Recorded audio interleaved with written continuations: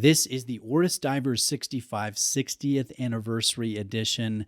Now, this is a 40 millimeter diver. It has the retro Oris logo. It has the lettering in the same layout as the original from 1965 with waterproof under this old school logo, anti-shock below the hand stack, and a jewel count below anti-shock. I love that. I think that's great. And it ties in perfectly with the retro Lume layout, with each cardinal numeral as a void in the Lume print. That's an uncommon way of doing an hour marker, and I think it looks really funky. This has an aluminum bezel insert, a box-shaped sapphire crystal, a step style bracelet with faux rivets, and then this is $2,500 at retail price, which we'll talk a little bit more about here in a minute. If you're shopping Oris, I recommend Exquisite Timepieces. They're a family-owned Oris AD. They're a brick and mortar in Florida.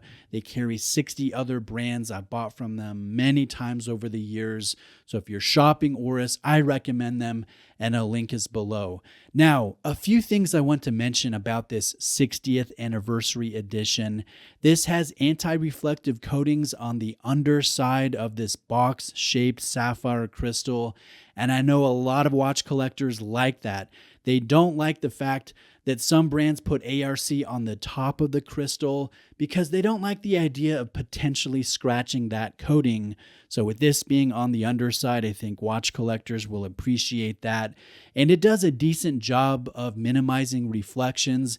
It does not eliminate reflections. I don't think that's possible with ARC on the underside only, but I did want to mention that. Now, inside the case is a Sellita caliber called the 733-1. That's Oris's designation. Essentially, it's a no-date SW200 with a 41-hour power reserve and a red Oris logo. Now, you won't be able to see it because this has a closed case back, but this watch does come with an included leather strap, which I think is great.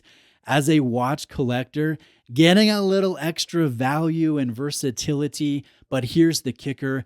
This is $200 less expensive than a standard Diver 65 date in either 39 millimeter or 40 millimeter in stainless steel. So Oris is doing a celebratory anniversary edition.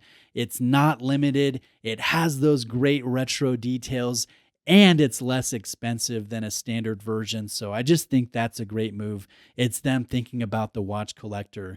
Now, this watch has 100 meters of water resistance, a signed thread down style crown, and this is the bezel action. I would classify the bezel action as average. It's not too loud. It's not too quiet. There is no jarring back play with the bezel. I find it easy to grip and easy to turn, but it's not super satisfying from a mechanical standpoint, if that makes sense. Now, here's the Lume shot. Now, I know a lot of watch collectors, they don't like aged-looking Lume or Fotina, as they refer to it.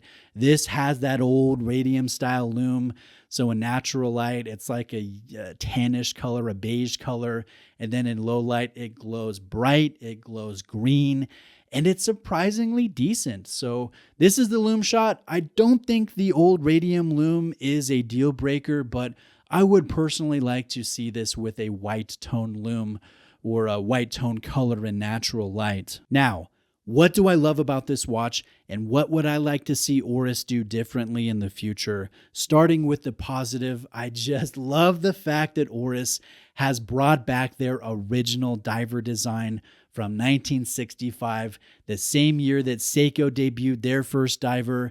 This design has more character, in my opinion, than the more conservative-looking Diver 65 date. I think this has more funk, more flavor, and I just enjoy it more personally. I have owned the black and blue version, the prior version, the 50th anniversary version several years ago, so I recognize I'm just more disposed to this type of design. And the fact that Oris brought it back from their back catalog, I think that's a good thing. Now, the old school font and the layout here of waterproof, anti-shock, and the jewel count, that does so much for this 60th anniversary release in celebrating that original watch. I think that is a big deal.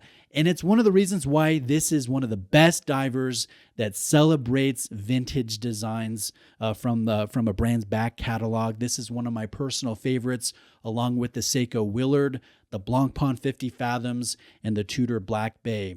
Now, I do think that this watch is versatile. I think this would look great on different strap options, whether it's a NATO strap or a rubber strap or a mesh bracelet. I like this 40 millimeter size. I'm so glad that it's not smaller, like 36 millimeters, as the original diver was back in 1965. Because if it was that small, I just wouldn't be interested in it personally. I think 40 millimeter is a sweet spot for a retro style design that could work on a wide range of wrist sizes. And for reference, my wrists are 7.25 inches in circumference. But what would I like to see changed or improved or altered in the future? At this price, I would enjoy a more regulated movement. I don't necessarily hate the specs of a Sellita. It's a simple service. It's not an expensive service down the road, but more regulation from the factory would be a welcome thing. And I would also like to see a toolless quick adjustment system in the clasp. This has a lot of different micro adjustment holes.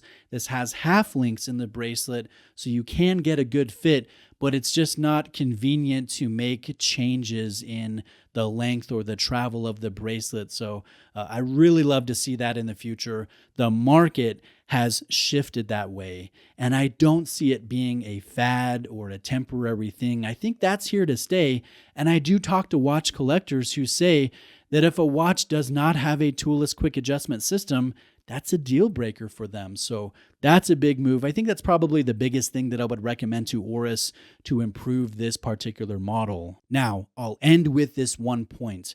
I think it would be a good opportunity to expand this model. And when I say that, I mean the old school font, the 12, 3, 6, and 9 layout.